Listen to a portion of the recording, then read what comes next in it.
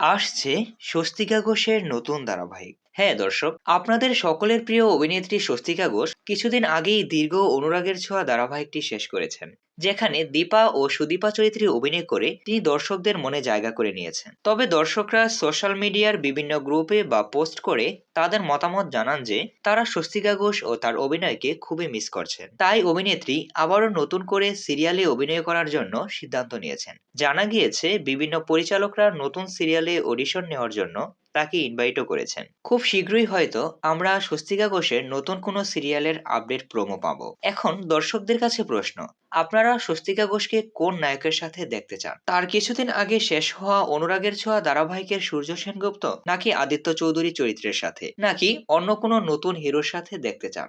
আর কোন টিভির পর্দায় দেখতে চান, স্টার জলসা নাকি জি বাংলা? আপনাদের মূল্যবান মতামত অবশ্যই কমেন্টে জানাবেন। সকল প্রকার আপকামিং সিরিয়ালের আপডেট ও প্রোমো সবার আগে পেতে আমাদের চ্যানেলটি সাবস্ক্রাইব করুন। ক্লিক করুন পাশে থাকা বেল আইকনটি। আবারও খুব শীঘ্রই হাজির হব নাটকের নতুন কোনো এক্সক্লুসিভ আপডেট নিয়ে। ভিডিওটি শেষ পর্যন্ত দেখার জন্য আপনাকে অসংখ্য ধন্যবাদ।